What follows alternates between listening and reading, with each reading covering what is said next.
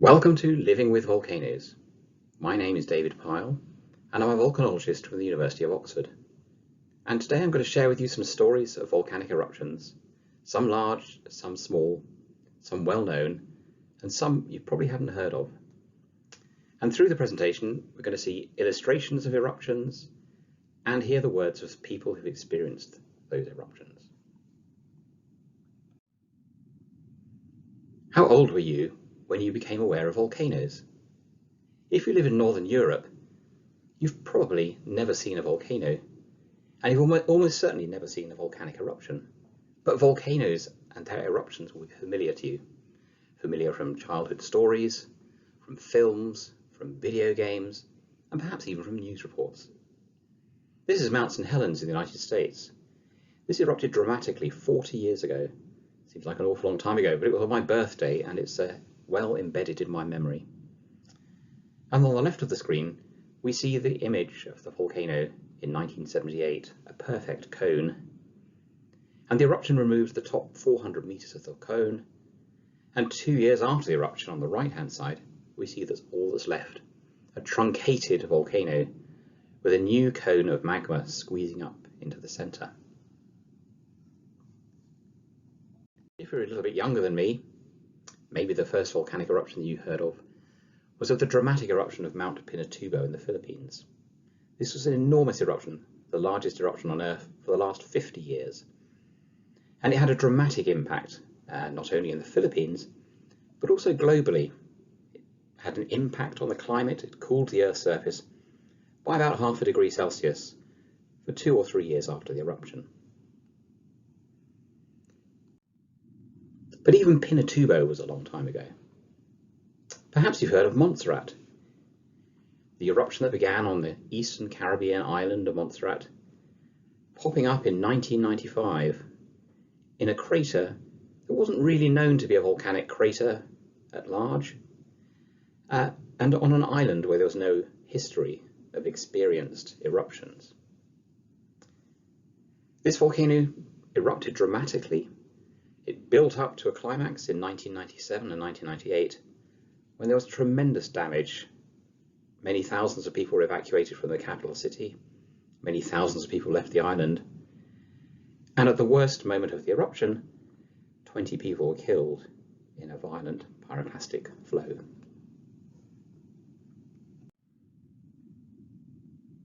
Or perhaps you're younger still, and the first eruption you remember is of the Icelandic volcano that erupted in April 2010, the mysteriously named Eyjafjallajökull. This eruption began quite vigorously, but without too much fanfare, with a fire fountain of hot basaltic magma that opened up along the side of the volcano. At that stage, not too many people paid attention. Some film crews went out to get some dramatic pictures, and some volcanologists went out to get some samples. And then about a month later, the location of the activity switched. Magma of a slightly different composition, cooler and stickier, squeezed up beneath the summit of the volcano and entered the crater of the volcano, which was full of ice. Hot magma plus ice leads to dramatic melting, shattering of the magma, and steam and ash explosions. So this now turned into a violently ash-rich eruption, scattering ash across much of Iceland, and then as the wind took it, those clouds of ash were taken across the UK and Northern Europe. Now, volcanic ash isn't produced by combustion or burning. Volcanic ash is produced by shattering of rock.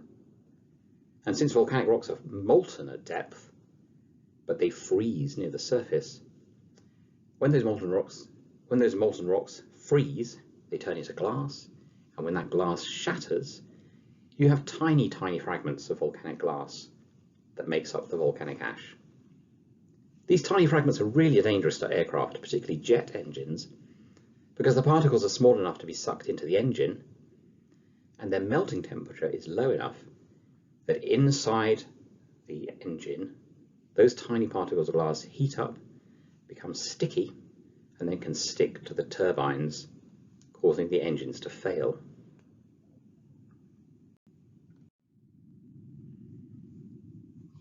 Now, as a Northern European, most of our experience of volcanic eruptions comes from other places. Eruptions in Iceland, and if we go back to about 1944, there were eruptions in Italy at the volcano Vesuvius. Vesuvius famously is the most active volcano on the European mainland, but it's been completely quiet since 1944. Here are two pictures of volcanic eruptions from Vesuvius. On the left-hand side, we see an eruption from 1822. This was a very dramatic eruption. It happened soon after the end of the Napoleonic War, and it attracted attention from many people who came to visit. This particular image is a sketch by a British volcanologist at the time called George Poulet-Scroop, who later on went to become a famous politician and lawyer. And what we see here is the rising volcanic plume of ash. You can see the trails of some lightning streaks, and you can see where the dark streaks of material falling out of the cloud, those are particles of volcanic ash settling out of the ash cloud and onto the ground. On the right-hand side, in 1944, is a little clip from a television news, the sort of news reel that you would have gone to see in the cinema in those days. Hot but cold, it says. Burning lava from Vesuvius quickly clears snow-covered mountainsides. The Pathé Gazette.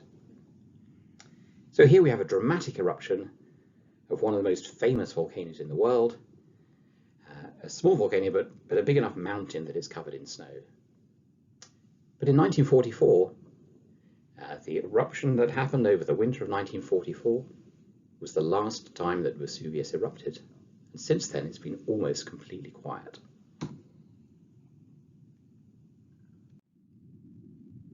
Now, why is Vesuvius famous? The reason we know about Vesuvius is not because of the eruption of 1822 or the eruption of 1944. It's because of the dramatic eruption in 79 AD. Probably the first example of a violent volcanic eruption where we have an eyewitness account recorded close to the time. The Vesuvius eruption of AD 79 was described in a series of letters from Pliny the Younger. Pliny the Younger had a vantage point in Naples, and he was looking out across the Bay of Naples when he describes how in the early afternoon an unusual cloud rose from a nearby mountain. It looked like a pine tree, for it rose to a great height on a sort of trunk and then spread out into branches. Now this photograph here isn't Vesuvius. This is a photograph of an eruption in Chile in 2015, but you can see exactly what Pliny was describing. There's a trunk rising from a mountain. This is a plume of volcanic ash rising high into the atmosphere, about 15 kilometers above sea level. And when it reaches 15 kilometers height in this case, it then spreads out, and you can see the shape of that's formed as the ash falls out of that eruption plume. The eruption of AD 79 began in this way with a violent, what we call Plinian eruption column that probably lasted for a few hours. After a few hours, the eruption changed dramatically. Perhaps by now enough magma had been erupted out of the inside of the volcano that it began to collapse.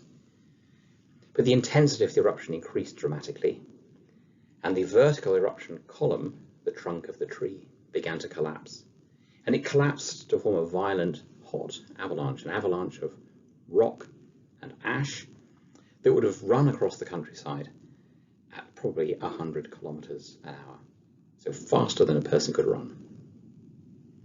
Pliny describes it like this: a dense black cloud was coming up behind us, spreading over the earth like a flood. Darkness fell as if the lamp had been put out in a closed room. So it was the middle of the afternoon, but there was so much ash in the air that the sun couldn't get through and it was dark. And in an instant, this hot avalanche of pyroclastic debris entombed the towns of Herculaneum and Pompeii, burying them for the next 2,000 years. In one of the buildings in Herculaneum, there was a library that was full of papyrus scrolls. These were uncovered as the cities were excavated in the 1700s and 1800s, and several of these carbonized scrolls were given by the George IV to the Bodleian Libraries. And so here we see 3 scrolls charred beyond all recognition in the aftermath of this volcanic eruption. So the Vesuvius eruption of 79 AD is probably the earliest example of a volcanic eruption where we have both the eyewitness accounts written down at the time, the geological deposits of ash and pumice that record the sequence of events during those fateful few days, and of course we have that snapshot of Roman society and culture preserved in an instant and only uncovered about 1700 to 1800 years later. But other volcanoes would have been known to the residents of Northern Europe 1,000 or 1,500 years ago. The volcanoes in Iceland, for example. And this is a delightful manuscript. This is a medieval manuscript from the Bodleian Library, which is a version of the story of St Brendan, who set off on a voyage, probably to the North Atlantic. And over the course of his voyage, St Brendan came across an island which was rugged and rocky and covered with slag. And they describe wild creatures rushing to the shore, carrying tongs with burning masses of slag of great size and intense heat. And in this medieval manuscript, what you can see in the margins is that somebody sketched the island, which is a volcano. This is the earliest manuscript picture of a volcano that we know about. This is a much more dramatic representation of a volcanic eruption. This is an extraordinary picture of an eruption of a volcano called Asama in Japan in 1783. Like the eruption of Vesuvius, this was a very violent eruption, and the culmination of this particular eruption, again like Vesuvius, was that the eruption column collapsed in a sequence of hot pyroclastic flows. And this representation of the eruption was sketched many years later by somebody who didn't actually see the eruption, but by somebody who had heard the stories of the eruption and the descriptions of the eyewitnesses who described how flames burst forth with a terrific uproar, followed by tremendous eruptions of sands and stones. And they described earthquakes that accompanied the eruption, and they described how the vegetation and the houses was set fire by this particular volcanic eruption.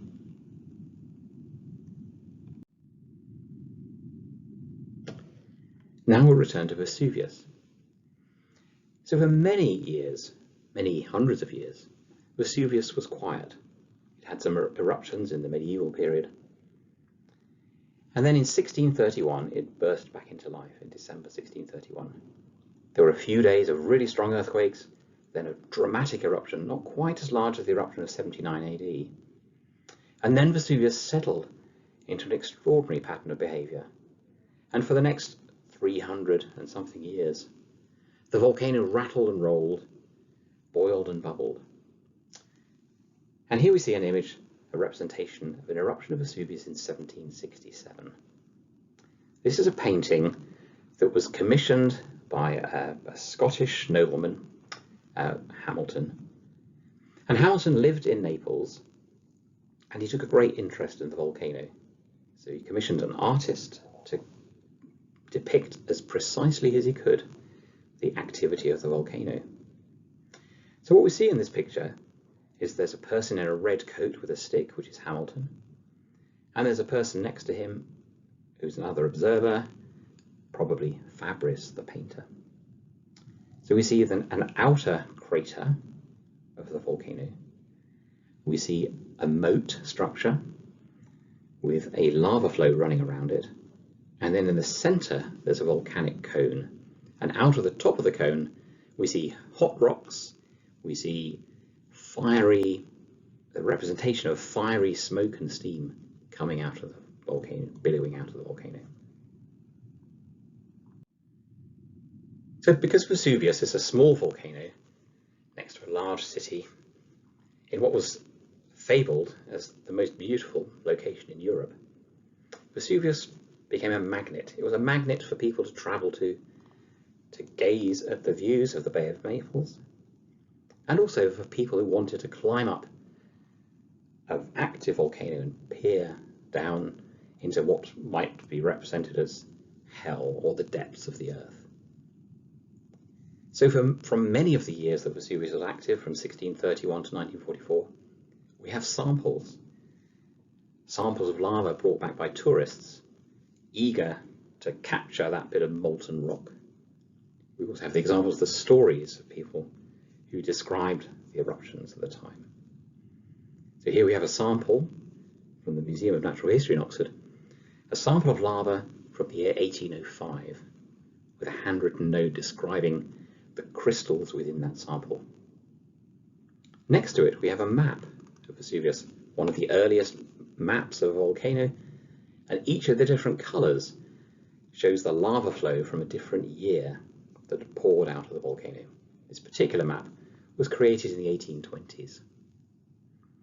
There's a fantastic description of an eruption of Vesuvius in a book called Corinne or Italy by Germain de Stael in 1807.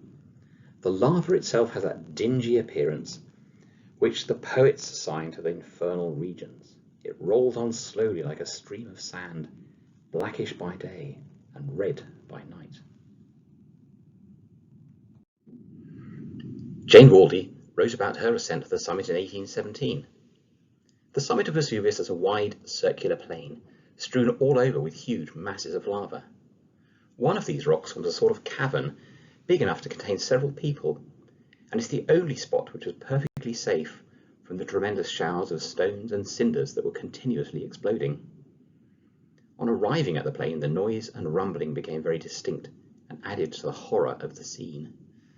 Through every crevice we could see flames and smoke, and we could see the red-hot lava slowly running beneath us. A popular pastime for tourists who'd climbed to the top was to throw some coins into the lava, watch them slowly being engulfed by the lava and turn green as they reacted with the volcanic gases, and then pull them out while the lava was still molten with a stick. When this is frozen, you'd have a time capsule, a memento of the volcanic eruption.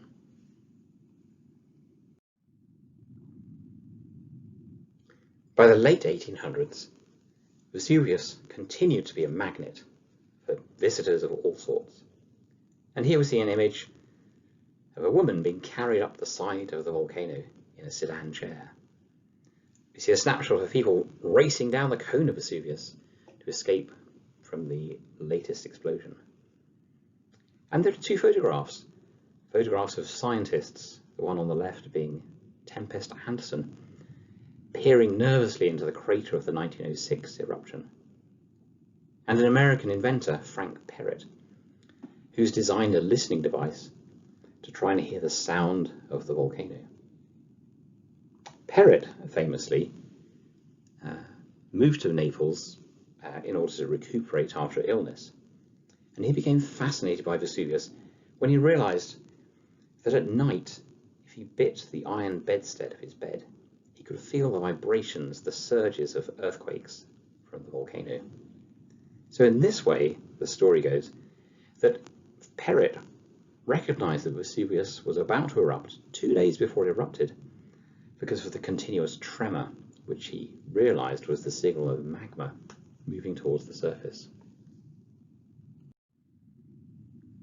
We now move on to 1873, and this is the story of an intrepid traveller, Isabella Bird, who spent many months in Hawaii, having travelled across the world. And on Hawaii, she climbed to the summit crater of Kilauea, represented here as a giant pool of lava with multiple vents spurting out hot magma. Fire fountains were playing joyously round the lakes, and the colour, molten metal has not that crimson gleam, nor blood that living light. A few years later, Constance Gordon Cumming climbed to the summit of Kilauea in 1879. In fact, she climbed it twice. The first time she made the arduous journey to the summit, crossing silky flows of Pahoehoe lava frozen from previous eruptions, and making her way carefully across jagged fields of lava. And then at the summit, there were no fire fountains. There was no erupting volcano. The dismal scene in the mist reminded her of a view of the Scottish Highlands. A few weeks later she climbed again, and this time the The glowing clouds in the distance gave an indication of what she might find when she got there. As sun rose, she described how the great summit crater was floored with lava, waves of unquenchable fire surging and writhing without ceasing, and the smoke appearing from the chimneys across the valley floor. Now we'll come to a volcanic eruption that you almost certainly have heard of, Krakatoa or Krakatau in 1883. Before 1883, the island of Krakatoa was just another small tropical island off the shores of Java in present-day Indonesia. It would have been densely vegetated and didn't look anything like a volcano. It hadn't erupted for hundreds of years. Then in May 1883, the captain of a passing ship described how they saw a white cloud rising quickly above the island. The cloud rose to about 11,000 meters and then spread out into an umbrella shape, and shortly after that, dust and ash began falling from the cloud, and this continued for the next 2 days. This was the start of the eruption of Krakatoa. For weeks, activity increased and then diminished again. The last person to step ashore in August 1883 described how the tropical vegetation had been stripped bare, trees were now stumps, and the island was covered in 1/2 meter of volcanic ash. The main phase of the eruption was the 26th, 1883. Observers on the coast of Java, a few tens of kilometers away across the sea, heard what they thought was a great thunderstorm beginning in the middle of the afternoon. A dark cloud emerged above the island, and soon ash began to fall across Java. As the evening went on, they could see flashes of light from the volcano, feel the rumbling of the ground, and the sound of this continuing thunderstorm. Then came the first of a number of great surges of water, what we now think was a tsunami, triggered as the volcano began to collapse.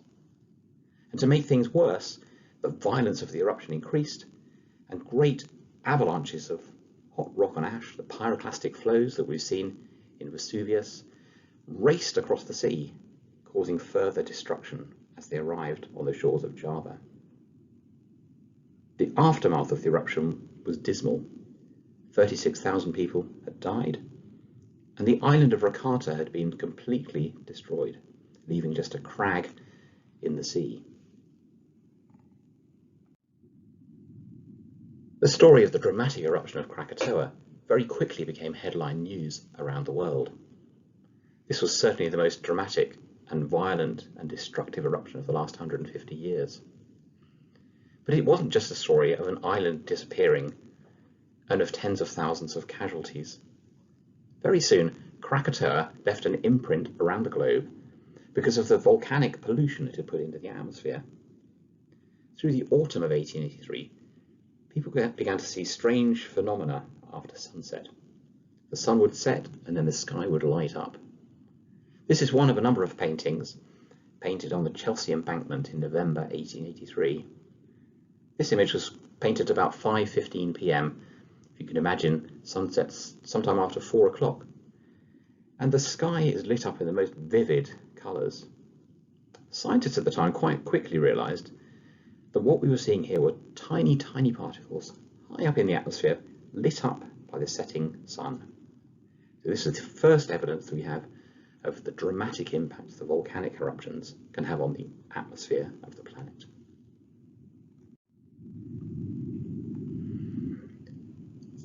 The response to the Krakatoa eruption is also one of the first global events that involved citizen scientists. The Royal Society in London established a commission, and George Simons set out to collect stories, newspaper cuttings, and eyewitness accounts of all of the phenomena associated with the eruption. And so it's from the work of these scientists that we know what happened during the eruption. We hear the stories of how the sound waves were the loudest ever recorded on Earth, and how the water waves triggered by the collapse of the volcano ripple around the globe 6 or 7 times. Writers were inspired by the stories, and R.M. Ballantyne even wrote a story called Blown to Bits, or The Lonely Man of Krakatoa, based on the eyewitness accounts of the destruction of the island. After the eruption, Krakatoa went quiet. Where there had been a volcano, there was now a crater flooded by water. Then in 1927, Krakatoa began to emerge again from the sea. Probably what had happened was that magma had started to erupt perhaps a few years earlier, and shortly it had built up a large enough cone that it emerged above sea level. As the cone grew, there were violent explosions as the seawater interacted with the magma, and progressively the volcano built up, got washed away again by the sea, and then built up again. The new volcanic island of Anak Krakatau continued to erupt and grow continuously for the next few decades. Then, late in 2018, activity at the volcanic cone increased dramatically. Overnight, a dramatic eruption started, and before anyone knew anything about it, another tidal wave tsunami rushed offshore on Java, killing hundreds of people. Once the clouds had cleared several weeks later, it was obvious what had happened. The volcanic cone of Anak Krakatau had disappeared, perhaps in a landslide, and as it had slid into the sea, causing a surge of water. Anak Krakatau has now been reset to the form that it had in 1930.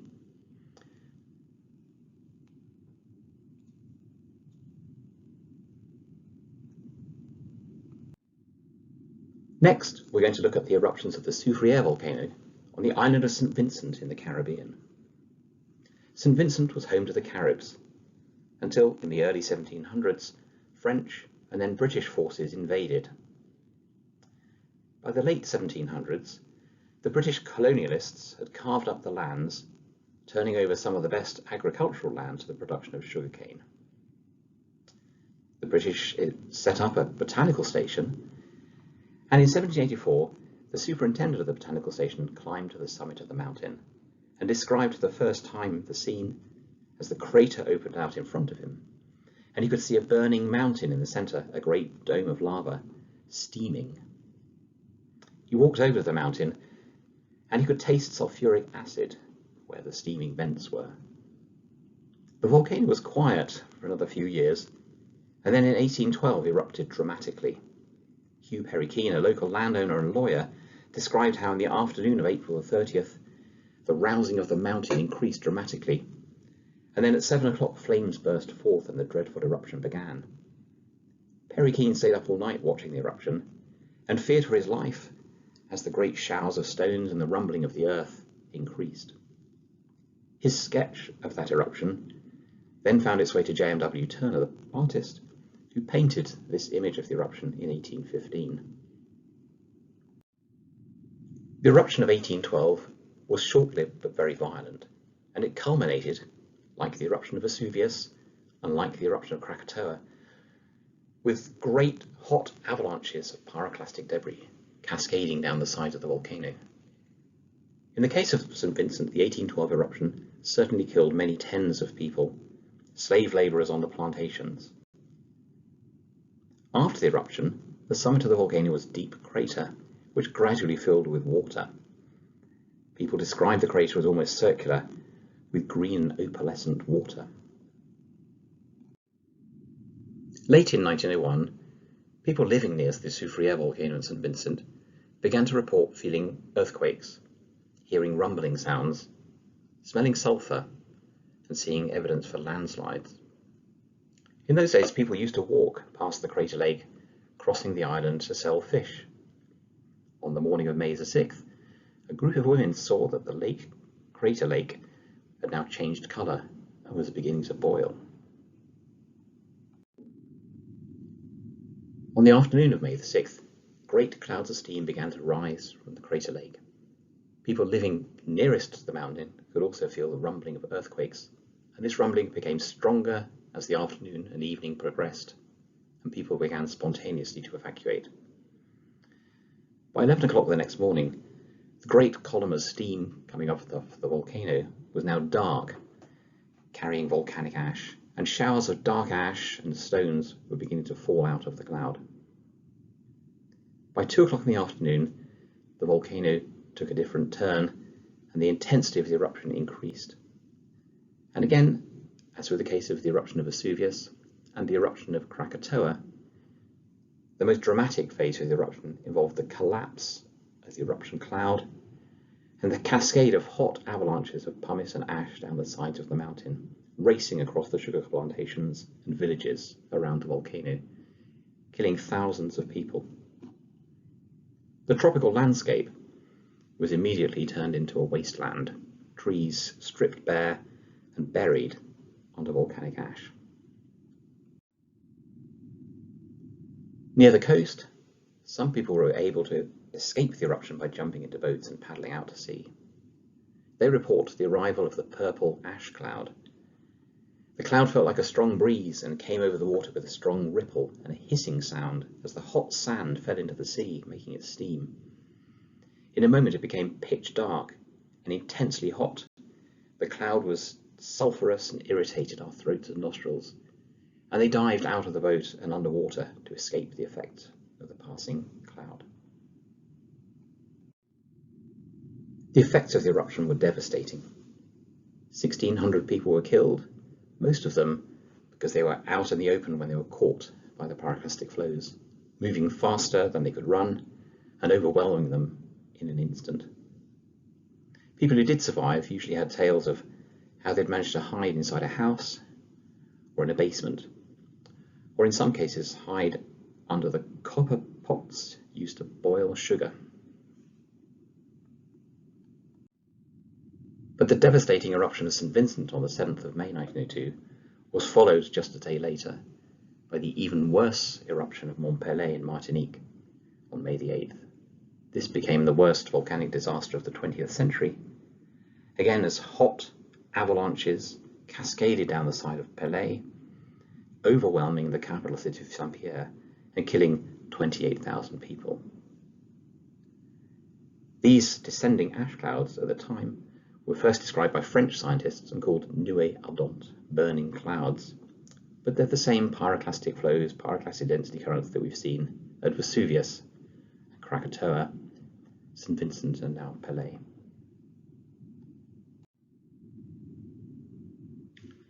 After 1903, the Soufrière of St Vincent calmed down, and the summit crater, now been emptied by that volcanic eruption, gradually filled with water. This is the scene of the lake in the summit of St Vincent in March 1971, a circular crater, a deep blue lake.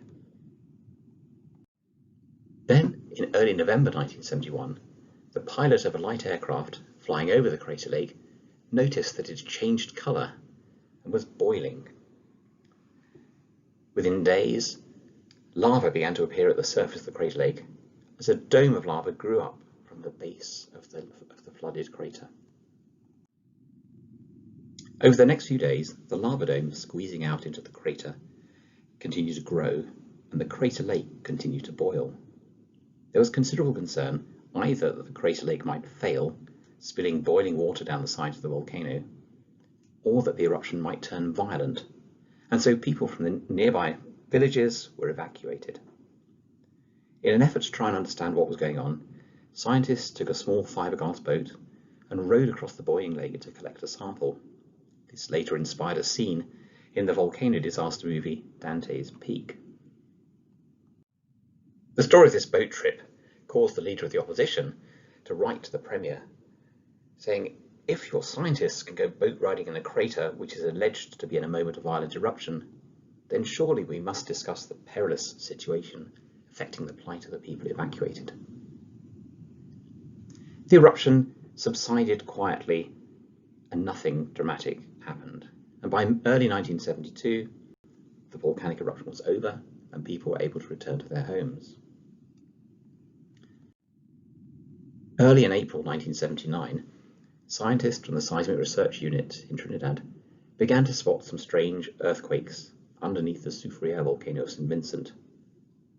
Soon these earthquakes turned into a swarm, and then early in the morning of the 13th of April 1979, Good Friday, an eruption began. The sound of this explosive eruption woke people up around the volcano, and mindful of what had happened in 1971 and in 1902, thousands of people evacuated spontaneously. Over the next few days, there were a series of violent explosions, sending ash clouds tens of kilometers into the air, but there were no fatalities. In a tremendous piece of poetry, Sheikh Keane, a jazz musician and poet, captured the moments around the eruption.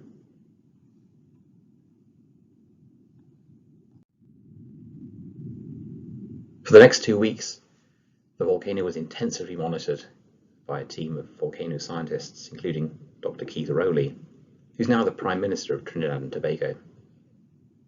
As the ash explosions continued, the scientists needed to know were the explosions going to become larger, like in 1902, or was the activity going to die away?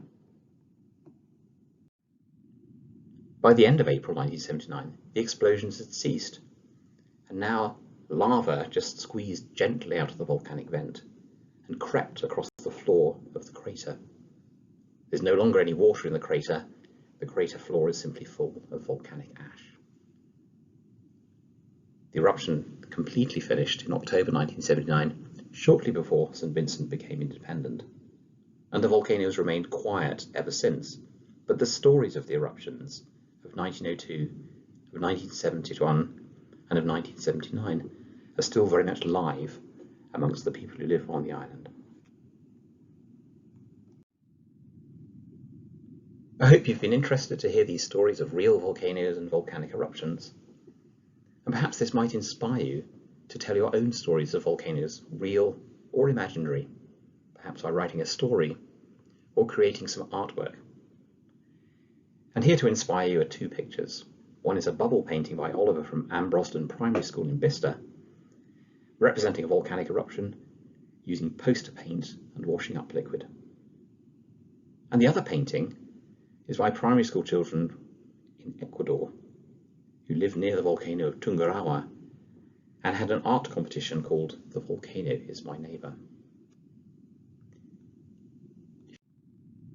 If you want to find out more about volcanoes, understand why they erupt, take a boat trip to Krakatoa, or be inspired to create a messy volcano in your kitchen, take a look at our stand, Volcano, in the Explorer Zone. Thank you for watching, and do ask questions in the chat.